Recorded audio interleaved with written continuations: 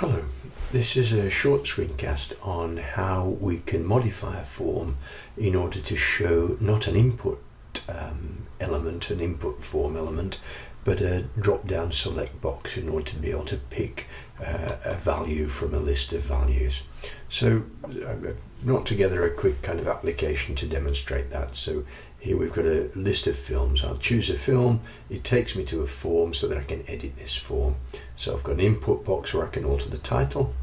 And at the moment I've got an input box where I can alter the category. But the category on the database is an ID, and you wouldn't expect the user to type in an ID. Let me show you what that database looks like. At the moment I've got a film, a title, a category code, and some notes. In actual fact, what we would normally do is, in showing this, we'd join the film table with the category table. The category table contains a category ID, like the film does, but it also contains a category name. So as a consequence, we can link the category ID from the film table to the category ID in the category table and display the category name instead. So what it would end up looking like in terms of a join would be like this, where we get the film, the title, and the category ID, and the notes from the film table, but we can look up the category name from the category table. So what I want to be able to achieve is here, show a drop-down list of the actual category names with obviously the correct category chosen. But then if the user wants to edit the film and change the category, they don't have to remember which ID it is to type in. They can choose a value from a drop-down list box. And what it actually does, although it displays the word, in other words, one of these values here, what it actually stores is the value, which is the primary key of this table here. So that's where we're headed. So I'm not going to concentrate on the code here because that's part of another course that I've written, but I've got the film ID from the request stream. I'm displaying that, I'm coming up with an SQL statement, and this is the important part here, is that I'm displaying the form with various inputs, and this input is the one that we need to alter, whereas at the moment it's an input of type equals text with a particular name, and the value is the category ID, and we need to alter that in order for it to display a select box. So the first thing we're going to do is, in actual fact, do some SQL to get back all of the individual category IDs and category names from that category table, and then execute that statement. So I'm going to come up with some SQL for category. Let's call it category SQL, and I'm going to set that equal to select category ID, category name from, in fact I should be trying this out on my actual database rather than just write it in code. So I'm going to go to the category table, execute SQL, select that from the name of my table.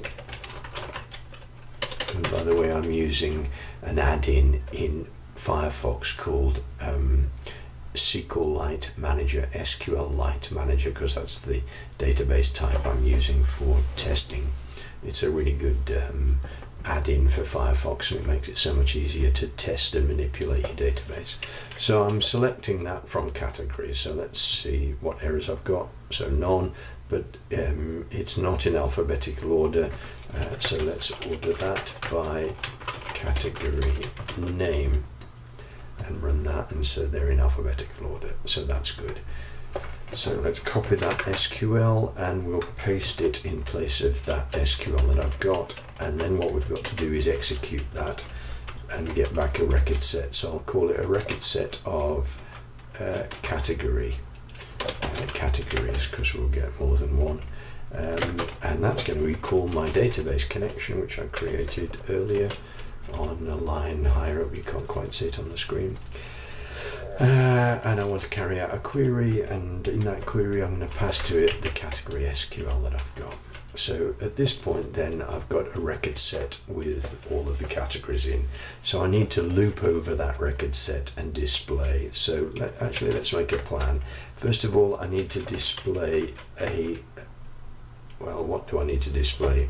Well, I know what I need to display because I know my HTML, but just in case you don't, this is what we're going to display.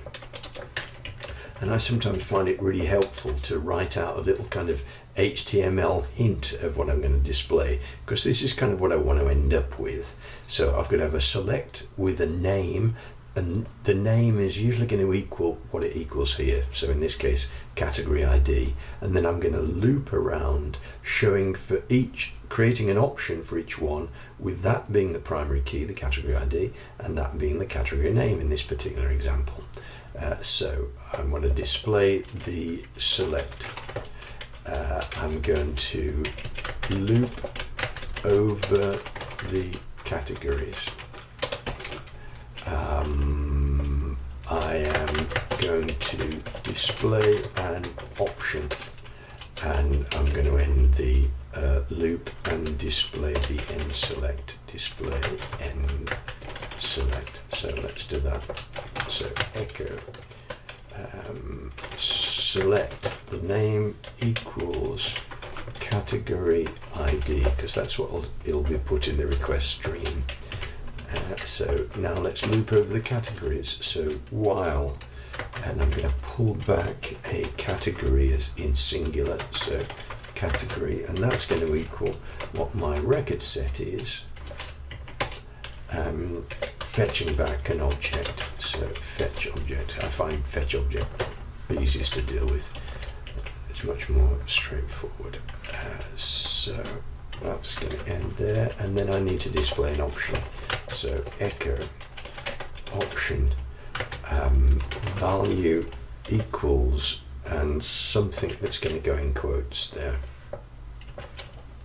and then some sort of description that will go there.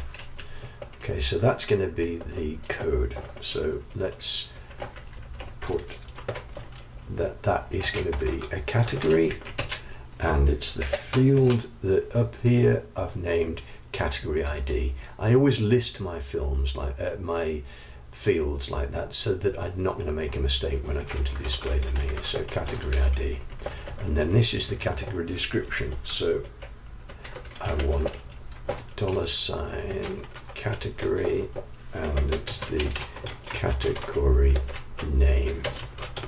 Okay, by the way, if you're wondering why I enclose them in braces like that, it's because it's a way of delimiting the variable in PHP, which particularly when you're using minus greater than or arrays can be helpful. It stops you from, it indicates where the variable is going to end effectively. So category name, semicolon for the end of that line, display the end select text. So echo end select. Okay, I'm bound to have made some mistakes, so I'll just run it and see what those mistakes are and then correct them. So I'm going to save that and go back to this and reopen that. And actually, in fact, strangely, I've not made any mistake. It shows the category there. It also still shows the input box here, which I obviously need to get rid of that, but it's a useful test at the moment, because the category, the real category of 200 motels is 10, and if I view page source, what we're finding, by the way, is that the category being shown is classic. So it's a bit difficult to spot, isn't it, because they're all on the same line.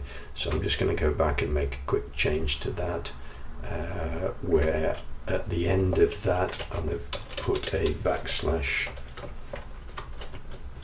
Sorry, I've just made another mistake. I've changed keyboard layouts on this and it's screwing me up at the moment. So backslash n, and for each of these options I'm going to tab them in with the backslash t, and I'm going to put backslash n on the end of every line. Save that and refresh my source code so that I can see these options. I know I should have put a backslash in there as well, but anyway, so which one's showing? Classic is showing, which is definitely not 10. So I've got a slight problem there, haven't I? Because I'm showing a category that's not the actual category, and that is going to lead me into error. So what would you do in HTML if I wanted to make 10, which is horror, be the actual selected one? Well, you'd put in that option element there, you'd put the word selected. So in other words, if that was the one that was selected, my HTML would end up reading like selected. If you're writing in XHTML, it will be selected equals selected. But in HTML5, we can just have the word selected. So I need to add the word selected if the category ID I'm about to display equals the category ID that I've actually got inside that variable there. So if the one I'm about to display equals that one, then I need to add the word category in there. So the way I'm going to achieve that is I'm going to do, I could do an if statement, but there's a much simpler way of doing it using a ternary if, and since you've studied that elsewhere on the course, that's the way I'll do it. So I'm going to make up a variable called selected, and I'm going to set it equal to some sort of test. Well, my test is, does that thing, copy that, equal the equivalent that's in my other data set. So if that equals that, then what do I want to store into that variable called selected? Well, I want to store in a string that says selected. If that's not the case, then what do I want to store into my variable called selected? Well, just an empty string. So in other words, if that test is equivalent to true, the question mark equals, then it'll take that and store it into there. Colon equals else, it'll store an empty string into there. So that variable selected either equals that word or an empty string. So I can now just embed my variable there, and it will equal either an empty string or the word selected. So let's see what happens there. Let's reload my source code, and sure enough 10 equals selected, so that'll match up with that one underneath. If I reload the actual form, it will say horror, which is what that equals. So I can get rid of my input, which I don't need any longer, resave that, and when I refresh the page, I've got this category, and if I need to change the category, I can choose a different category. And what I'm actually choosing there when I choose that is the primary key of that. Now, as it happens on this form, whereas the start form, I set the method to be get. It would obviously need to be post in once I've finished testing, but for this purposes, I can click on save, and we can see in the request stream up here what the actual value will be. And in actual fact, by the look of it, it seems to be given a slight error because I've got option plus value equals not that word. So I've made a mistake in my code, which I've only just realized, and I don't know what that is off the top of my head, so let me have another think about that.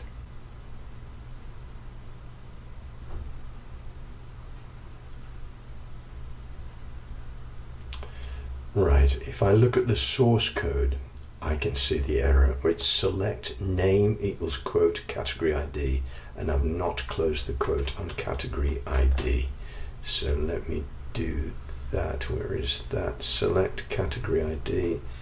You were probably all screaming out in video land and telling me what that error was. So I'll save that and I'll refresh that source, and I can't now see an error. Let me go back and refresh this page and choose a different one and click save, and now it's saying film ID equals that, title equals that, the category ID, that's that bit there, equals 4. So it's correctly putting the category ID in the request stream.